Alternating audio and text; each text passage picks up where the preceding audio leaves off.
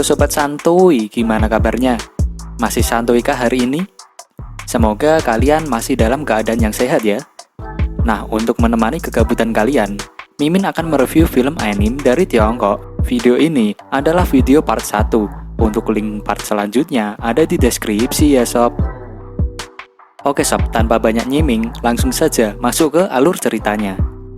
Tapi sebelum lanjut, Mimin ingetin untuk tekan tombol subscribe dulu ya. Oke, tanpa berlama-lama, cari posisi paling enak, siapkan cemilan, longgarkan celana dalam, dan langsung saja gas oi.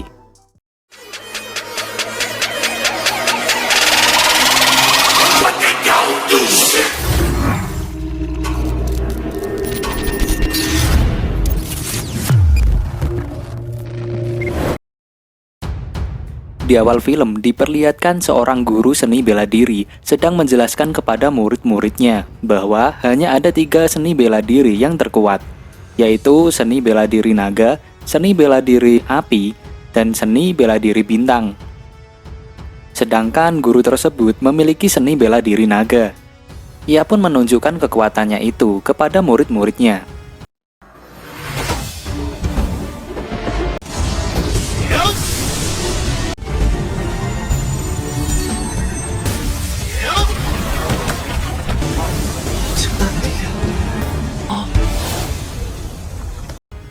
Saat guru tersebut menjelaskan kekuatan dari seni bela diri naga, seorang pemuda bernama Singhe menanyakan tentang seni bela diri bintang. Dan pemuda inilah yang akan menjadi peran utama di film ini nih sob. Dan guru itu menjawab, jika untuk sekarang di antara praktisi bintang hanya bisa berkultivasi ke ranah surgawi tahap 9, dikarenakan masih banyak metode kultivasi yang belum diajarkan secara turun-temurun. Singhe merasa sedikit kecewa karena dia merupakan keluarga dari praktisi bintang. Tiba-tiba hal yang sangat mengejutkan terjadi, di mana Singhe ditendang seseorang yang bernama Leung Yu. Ia adalah putra keluarga An Yu, yaitu keluarga terkuat kedua di kota itu, dan sebab itulah ia pun merasa sangat berkuasa di sana. Leung Yu beranggapan bahwa dari generasi ke generasi, keluarga Singhe adalah budak dari keluarga An Yu. Ketika Singhe dibully oleh Leung Yu, muncullah seorang wanita yang bernama Su Yun. Ia meminta Leung Yu untuk tidak membulinya lagi, tetapi Leung Yu akan melepaskan Singhe jika Singhe mau berlutut dan membenturkan kepalanya sendiri di depan banyak orang. Dan beruntungnya Singhe karena guru mereka datang untuk memberitahu bahwa akan ada ujian bakat pada hari itu. Dan kemudian karena pembulian itu, Singhe teringat masa lalunya ketika keluarga An Yu meminta pajak pada para petani yang menyewa tanah dari keluarga An Yu. Namun petani tersebut tidak bisa memberikan apa yang diminta karena hasil panen yang sangat buruk. Sehingga sebagai gantinya, anak dari petani tersebut dibawa dan digantung. Ternyata putri dari petani itu adalah bibi dari Singhe. Singhe pun merasa sedih karena teringat masa lalu itu. Dan tiba-tiba Singhe didatangi seorang pria yang bernama Lin Hong. Ia mengajak Singhe untuk menjadi teman baik dan akan membantunya melawan Leung Yu pada suatu saat nanti. Selanjutnya mereka semua pun masuk ke suatu ruangan. Di sana ada wakil dekan Akademi Tianxing yang bernama Xiang Su. Xiang Su menjelaskan bahwa dalam ujian ini, di depan mereka akan ada meja, dan meja tersebut ada 7 kristal roh merah, dan mereka harus bisa mengaktifkan 2 kristal atau lebih, dengan cara merasakan aura kristal dengan hati mereka masing-masing.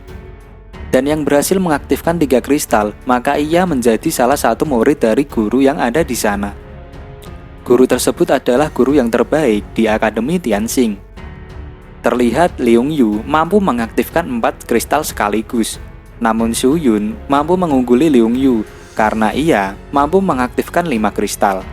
Dan di saat Singhe menaruh tangannya di atas kristal, semuanya pun terkejut karena Singhe mampu mengaktifkan 6 kristal yang ada di atas meja itu.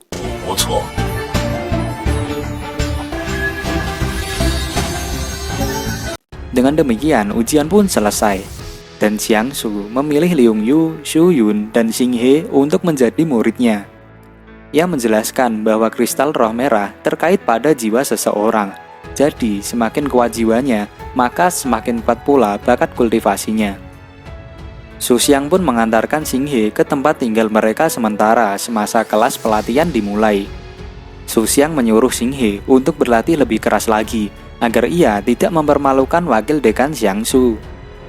Xin berpindah pada keesokan harinya, karena Xing He begadang semalaman, ia pun terlambat di kelas pelatihan pertamanya. Xiangsu pun menyayangkan hal itu, karena Xing He memiliki bakat bagus, namun ia tidak cukup untuk bekerja keras, dan itu akan membuat Xing He sulit untuk berkembang. Ia juga menjelaskan bahwa Liung Yu dan Su Yun sudah berada di ranah surgawi tingkat 2, berbeda dengan Xing He yang bahkan kesusahan untuk menerobos ranah surgawi. Maka dari itu, di hari pertamanya Xing He diajarkan agar ia mampu menerobos ranah surgawi, dan Xiangsu memberikan sebuah buku yang mempelajari seni bela diri bintang. Tapi dia harus sampai ke ranah surgawi tingkat 1, barulah Xing He bisa mempelajari buku itu, dan ia akan mampu merasakan kekuatan bintang. Buku itu hanya metode latihan paling dasar bagi praktisi bintang. Setelah latihan selesai, Xing He pun mulai mempelajari buku itu. Dia mulai berkultivasi dan berhasil mengumpulkan bintang.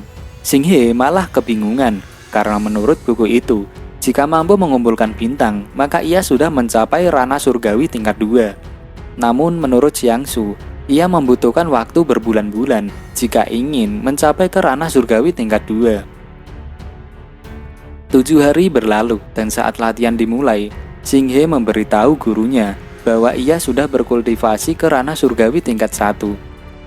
Xiangsu pun kaget, karena ia hanya membutuhkan waktu 7 hari untuk mampu mencapai ranah surgawi tingkat 1. Tidak hanya itu, Liung Yu yang mendengar itu pun seakan-akan tidak percaya akan pencapaian Xing He itu. Dan Xiangsu akan menguji Xing He agar mengetahui kebenarannya. Lalu Xiangsu menguji mereka dengan cara menyuruh mereka memukul sebuah boneka kayu. Dan ia pun terkejut ketika Xing He mampu memukulnya sampai boneka tersebut terpental sangat jauh.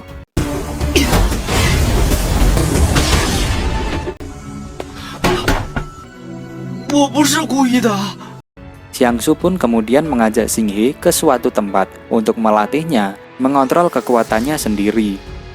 Setelah latihan selesai, saat Xing He berada di rumah penginapan, tiba-tiba Su Yun menyerang Xing He. Seketika itu, Xing He pun terkejut, dan ternyata Su Yun ingin mengetes hasil kultivasi Xing He dengan cara menyerangnya. Namun Xing He tak sengaja merobek baju dari Su Yun dan membuatnya marah.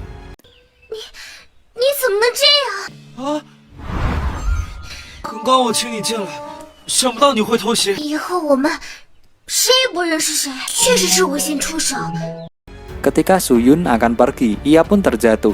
Dan ternyata kaki Su Yun terluka parah akibat serangan balasan dari Xing He. Xing He yang melihat itu pun langsung mengambilkannya obat dan mulai menyembuhkan luka Su Yun.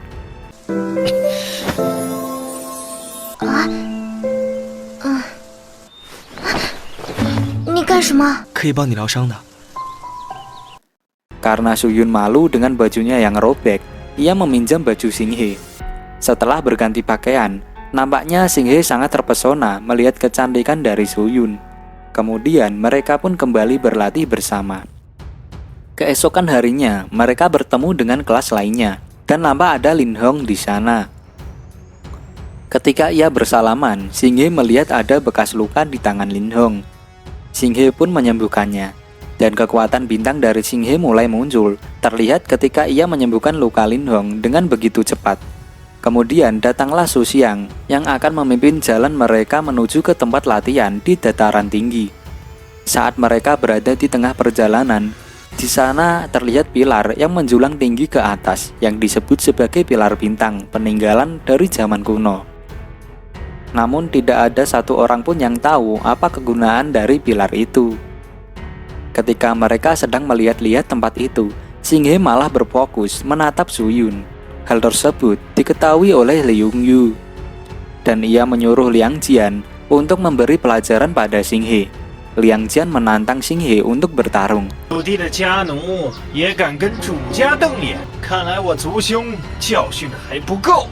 Dan karena Liang Jian selalu membicarakan latar belakang keluarga Xinghe yang menjadi budak dari keluarga An Yu, Xinghe pun menerima tantangan dari Liang Jian dengan catatan siapapun yang menang tidak akan melibatkan keluarga mereka dan seluruh murid beserta instruktur Xiangsu sebagai saksinya.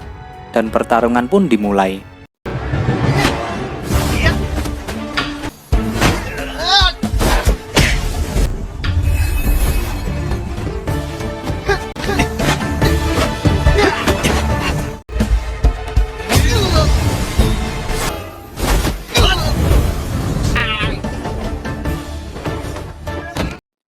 Semuanya pun terkejut karena Xinghe yang biasanya terlihat polos dan hanya diam jika diintimidasi, ia mampu memenangkan pertandingan itu.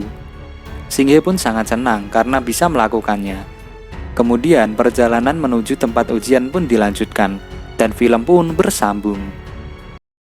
Oke sob, itulah rangkuman dari film Start Martial ke Teknik untuk part satunya. Untuk part kelanjutannya, link ada di deskripsi ya sob. Jangan lupa subscribe, like, dan nyalakan loncengnya biar nggak ketinggalan update part selanjutnya dari channel ini. Sekian dari Mimin dan sampai jumpa, bye-bye.